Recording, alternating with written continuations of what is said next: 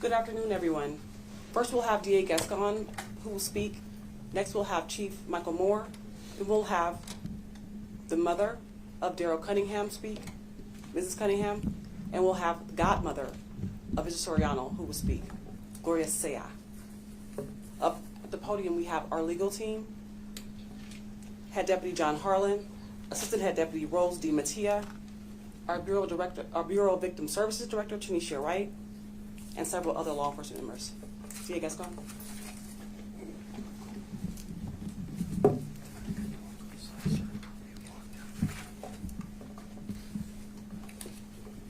Good afternoon, everyone. We're here to discuss charges that are being filed concerning a fatal traffic collision that occurred on November 4th, resulting in the death of Los Angeles police officer Daryl Cunningham Shamley and his passenger Jorge Soriano. But before I go into the details, I want to thank the LAPD family for the incredible work in making this investigation possible and getting all the evidence that was necessary for us to do this case and do it the way that we are. I want to thank both Cunningham and the Soriano family for being here.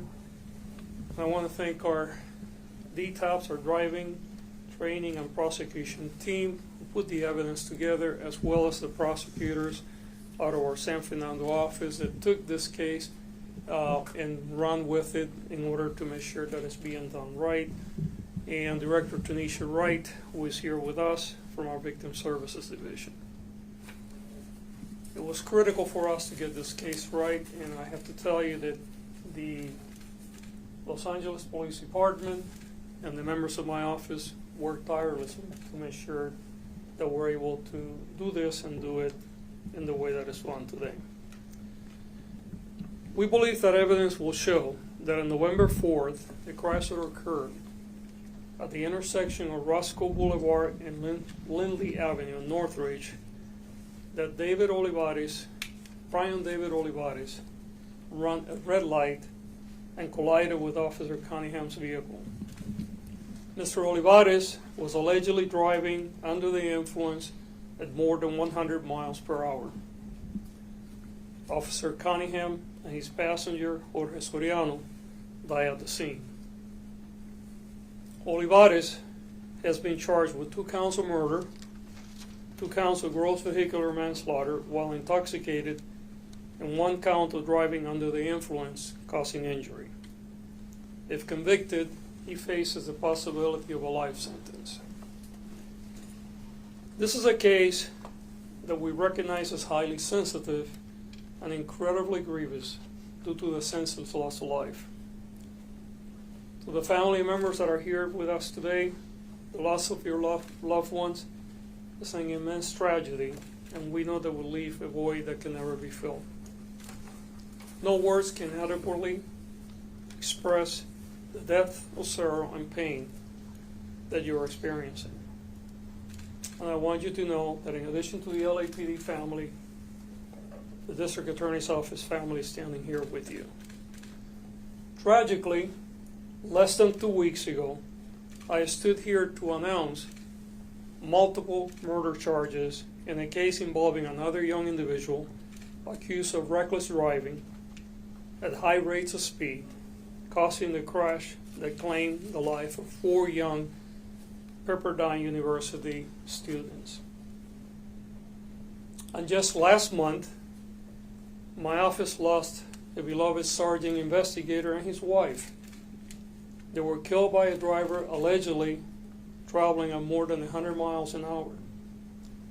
We buried Sergeant Emilio Guerrero and his wife Annabelle yesterday. This senseless act of driving at high speeds, especially under the influence, not only take innocent lives and shatter families, but irrevocably damage the life of those making the reckless decisions behind the wheel. The decision to speed or to drive while intoxicated is never worth it. The consequences are severe and far-reaching, and my office will not hesitate to prosecute those making those decisions. In this case, we lost the life of a young off-duty LAPD officer, Daryl Cunningham Shanley, who went by Officer Cunningham, and his young companion and friend, passenger, Mr. Jorge Soriano. Officer Cunningham worked out of the West LA station of the LAPD and had been with the department for about 5 years and was last on duty 2 nights before the crash. In addition to him and Mr. Soriano, there were other people that are still hospitalized. I cannot emphasize this enough. As the holiday season approaches, consider the dangers of speeding and driving under the influence. Consider the loss of human life, and consider that if you survive the crash, your own life will end being as you know it. When you drive at this high rates of speeds, when you get behind the wheel intoxicated, you are acting in total disregard for the life of others. Get a designated driver, call a driving service.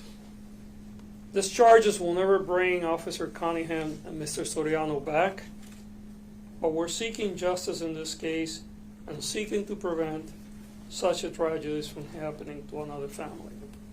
I'm going to say a few words in Spanish and I'm going to turn it over to Chief Moore and then family members. Estamos hoy para anunciar los cargos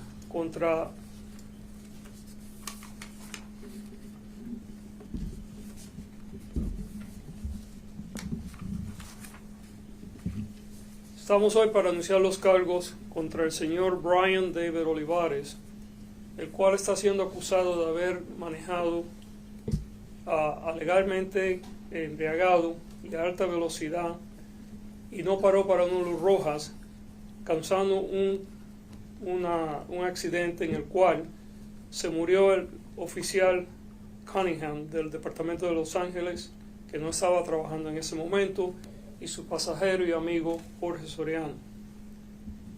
Olivares se está encausando con 2 cargos por asesinato y 2 cargos de vehicular manslaughter, manejando intoxicado y manejando a alta velocidad, y también cargos de causar daños y heridas a otros durante este acto. Si es convicto, puede estar en la cárcel el resto de su vida. Este es un caso de mucha sensibilidad porque se han perdido 2 vidas que no se debían haber perdido. Y le quiero decir a las familias de las víctimas que estamos aquí con ellos y con la familia del Departamento de Policía de Los Ángeles. Quiero también darle las gracias al Departamento de Policía de Los Ángeles por el trabajo que han hecho en esta investigación y a los miembros de mi propio departamento por trabajar sin parar para poder hacer este caso y presentarlo hoy. El trabajo que estamos haciendo nunca va a traer las vidas que se han perdido, pero queremos dar justicia a las familias del oficial Cunningham y el señor Soriano. Es importante reconocer que cuando uno toma la decisión de manejar embriagado o de manejar a alta velocidad, la causa puede ser severa y no solamente para los que los que usted va a tener un accidente, pero también para su vida, porque si sobrevive, su vida nunca será lo mejor. Menos de 2 semanas atrás, yo estuve aquí para anunciar que habíamos encausado otro hombre joven por manejar a alta velocidad y causar la muerte de 4 estudiantes de la Universidad de Pepperdine. Y el mes pasado estábamos aquí para anunciar otro caso donde un sargento de investigaciones de nuestra oficina y su esposa también perdieron la vida cuando un vehículo iba a más de 100 millas por hora. Ayer enterramos al sargento Guerrero y su esposa Anabel por ese acto que sucedió hace un mes. Estos actos que causan esta destrucción de vida deben parar. Quiero decirles que mi oficina está completamente comprometida para que aquellos que se ponen en este tipo de actividad reciban las consecuencias más severas que la ley permite. Si usted va a tomar que otra persona maneje o busque un taxi, busque otra manera de transportación, los cargos que se están presentando hoy nunca van a traer de vuelta la vida del oficial Cunningham y del señor Soriano, pero queremos que justicia se haga hoy. Now I'm going to turn it over to Chief Moore, and then we'll have the family members, and thereafter we'll take any questions you may have. DA Gascon, thank you for the opportunity to be here. I am joined today by Deputy Chief Gerald Woodyard, Commanding Officer of Operations West Bureau, as well as the commanding officers for the West LA Station, as well as on my right is Commander Craig Valenzuela over the traffic group and the investigators that worked in part with others within this organization.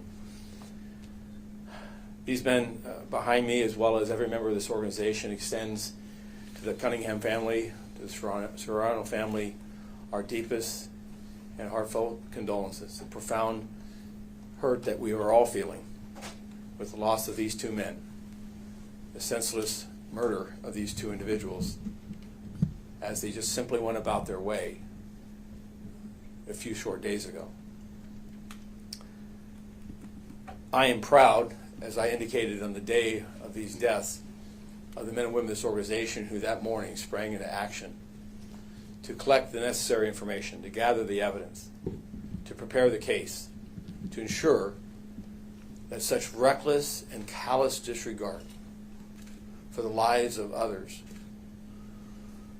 that information, that evidence, and the person responsible for those actions would be identified and brought before our district attorney and his prosecutors, so that some small measure, inadequate as it might be, but some small measure of consequence could take place. Our major crimes investigation team began their work that morning, continued it with not just the investigation of the crime scene, but as I promised, a forensic level investigation of the crash, witnesses involved, the collection of physical evidence, videos.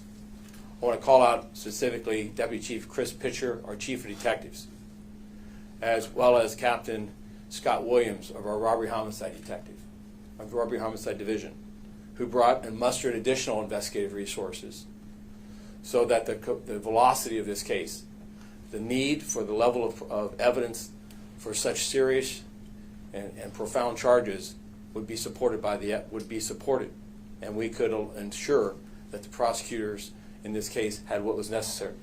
I want to thank every prosecutor, every charge evaluation, our victims assistants within the Los Angeles District Attorney's Office, our DA, for bringing to bear the fact that the murder of these 2 young men, with such promising futures. Darrell had nearly 5 years on the job. In talking with everyone who knew him, he lit up a room. He was a peer leader. He lived to be a member of this organization, to live a life of service and dedication. George, a friend that he'd known for years and worked with prior to coming on the department, and speaking with his mom, was preparing to come into the Los Angeles Police Department Academy in January of this next year. The injury in her voice is as she looked at these men and women that are standing here in the loss of this young officer is that she only envisioned seeing George in this uniform. In a time when there are so many people who have so much to say about law enforcement in such a negative way, and in a time in which we struggle to identify people who are going to step into this profession, to have lost his life, to have lost Darrell's life in such a senseless fashion is just, it hurts.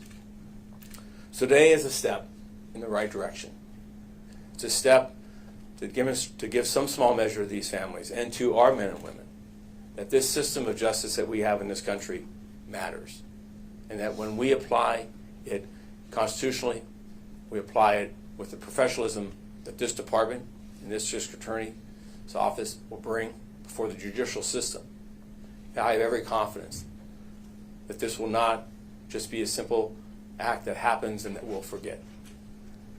Darrell leaves two small children, 3 and 5-year-old young boys.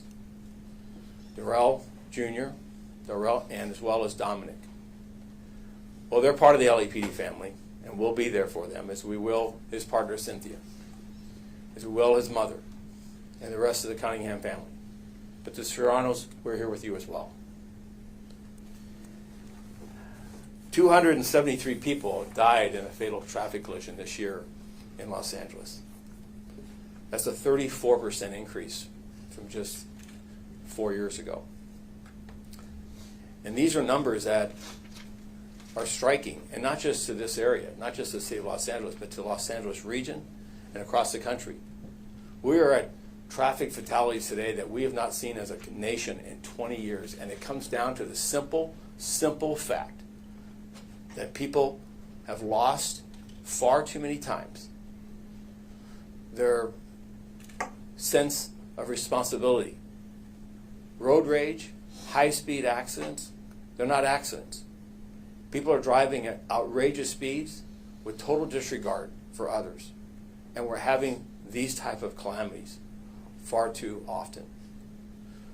So I applaud the district attorney and his office for their aggressive posture in this case and in these other cases.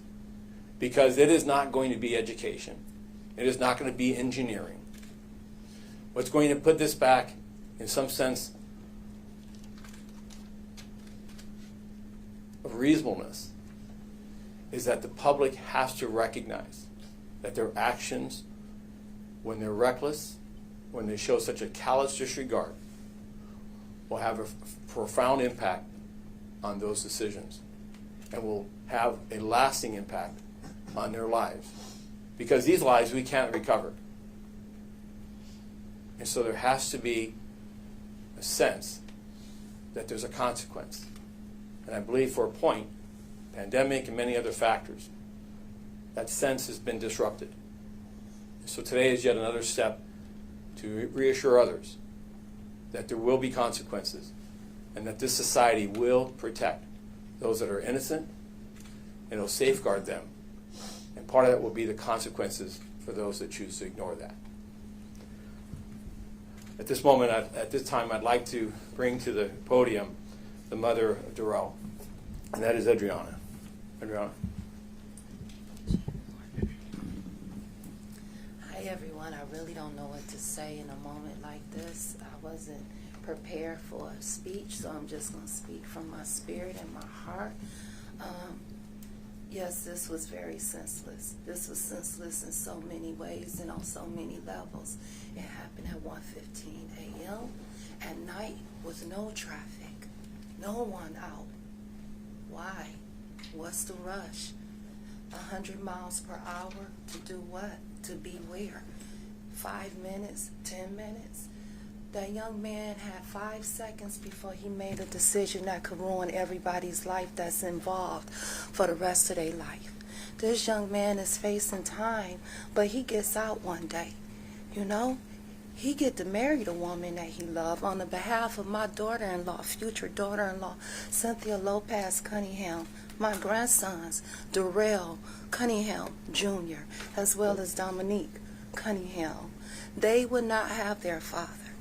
My grandson Darrell, his birthday is the day after the funeral. You know, his dad bought Disneyland tickets as a surprise for him. He won't be there. I won't have my son no more. I look at these men and women in blue and how they sacrifice their life.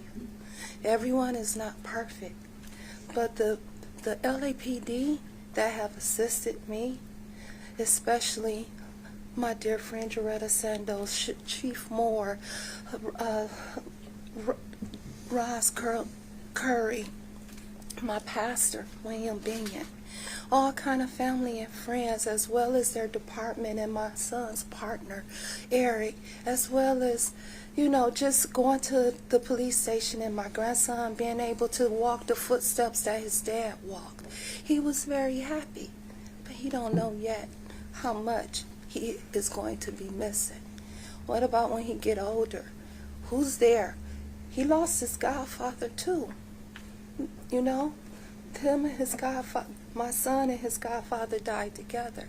So my grandsons have the LAPD and others and our church family and our friends to be able to guide them through. But Miss Serrano is hurting deeply. We shouldn't have to have a visual candlelight for our sons. I just ask that just be a little more patient. Turn on your blinkers. Be respectful. Take that little time away, because I never sleep again. I wake up every morning at 4 a.m. 4 is very special to me because they represent my son. The beginning of his badge number is a 4. The ending of his badge number is a 4. He was born the 4th month, 4th day, 4 a.m., 4 pounds. He died on the 4th. Those are his angel numbers. So on the behalf of my children, I have 5. He is the 3rd child of 5. He has a brother, Ronald. He has sister, Jeannie, sister, Lala, and also Lorea. I just ask that you guys help us make more punishing laws for such a senseless act. What's the rush? What's the rush? That's all I'm asking is, what did he have to do? Where's no other cars out there at night at 1:15 a.m. in the morning? My son won't be here. I won't get to see him in blue no more, but by a picture. I won't get to see his proudness no more, but by a picture. So I just ask that if anyone is listening, you never know when your loved one walk out that house and they won't return. So we got to be better as a people. That's it. And thank you to everyone and the detectives, definitely. And again, everyone that has put their hands on this case. I really appreciate you, the district attorney, and everyone that's involved. Thank you. I don't know what else to say.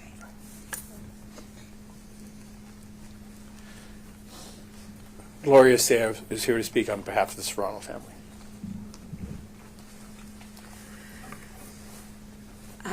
I'd just like to say the Soriano family is humbled and so grateful for all the support that they have received after the passing of my godson, Jorge Soriano. I think that, as everybody has already said and you've heard, this is not going to be something that will not be looked at to process and prosecute. But as far as the police department, I'd like to remind everybody, all the parents, as you're handing keys to your kids, to have the conversations of the responsibility that comes with driving recklessly, to have the conversations of getting behind the wheel and drinking and driving. It can't be just the police department that is going to keep this from happening 200 and something times a year. It has to be the families, it has to be the teachers, it has to be the godparents. And again, I'm so grateful to everybody. The Soriano family is so grateful to everybody. Jorge Soriano just turned 31 on Halloween. And he was a mentor to his nephew, who was looking to come to the police department, who was looking to his uncle to guide him. Two people, Mr. Cunningham and Soriano, have been taken from the family. Families have been impacted. Hundreds of people have been impacted for one person's bad decision.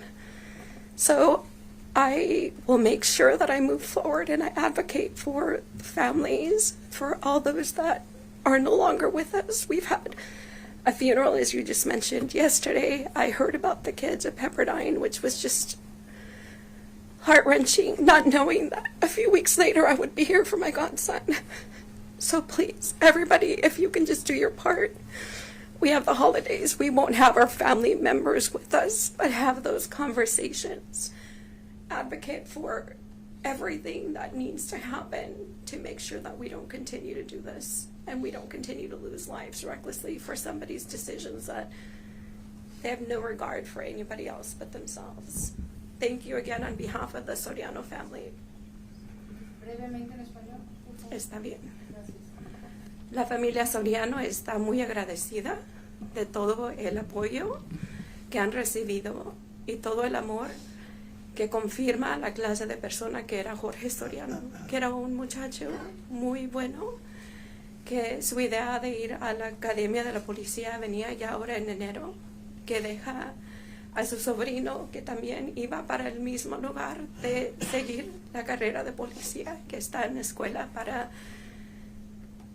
ayudar y seguir ese camino.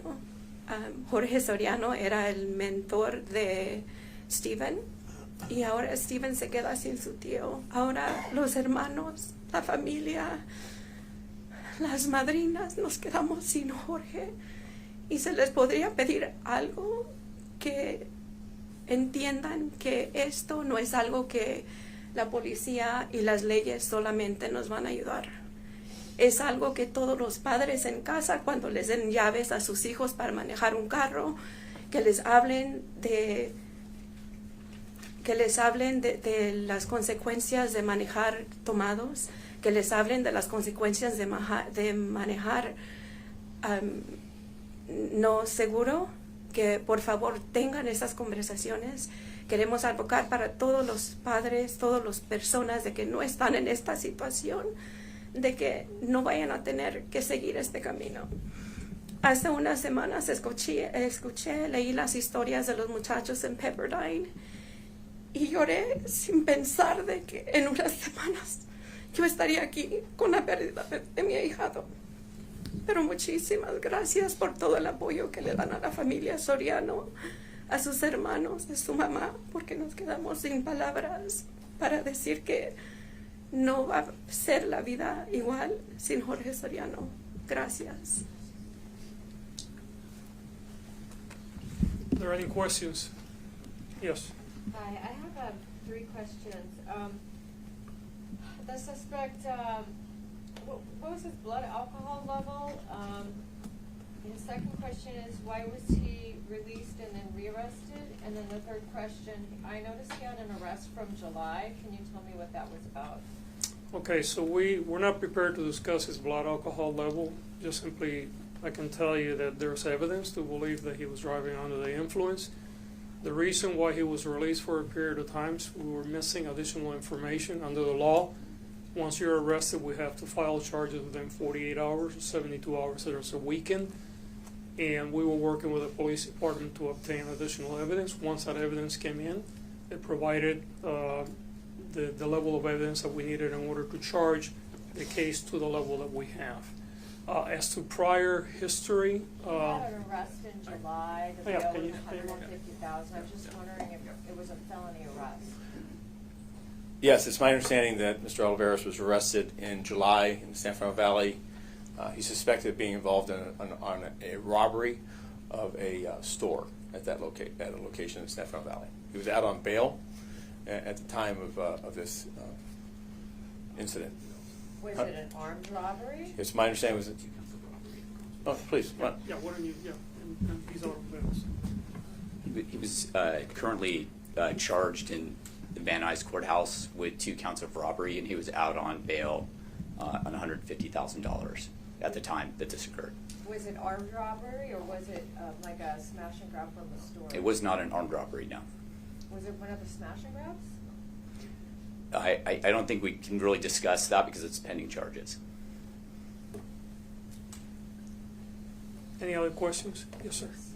Is Mr. Olivares is still in the hospital? Yes. And the other officer who was off duty for the San Bernardino County Sheriff's Department, what is his current status, condition? The other officer from San Bernardino. Yeah. So let me update regarding Mr. Oliveras. He did have some further medical treatment involving surgeries and other such things. It's my understanding, I've just been briefed, that he has been released from the hospital and is presently being booked into our custody and will then be within the custody of the Sheriff's Department shortly thereafter. In regards to the San Bernardino deputy that was injured in regards to this collision, it is expected that he will survive. I spoke with the sheriff from San Bernardino County, who was bedside with him yesterday, and it is our expectation that he will recover. He did suffer broken bones, broken pelvis, is my understanding as well, some very serious injuries from this collision. He's still hospitalized? It is my understanding, yes. Okay, thank you. What about the other, wasn't there a fourth passenger? And what is the status on that fourth passenger? She's still in the hospital as well. She suffered some, again, some broken bones and other injuries from the collision. Thank you, everyone. Thank you very much. So we don't know. You want to go ahead and sit? Yeah. For those who are interested, we have an announcement forthcoming regarding the Nicholas Gutierrez case involving the cadets. Give us about 5 minutes.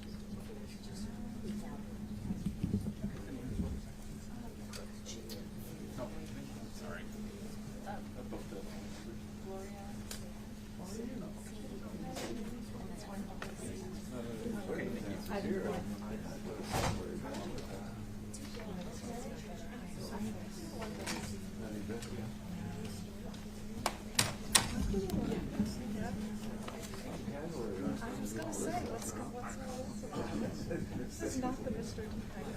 Yeah. I expected to do this, I guess, run along back. Yeah.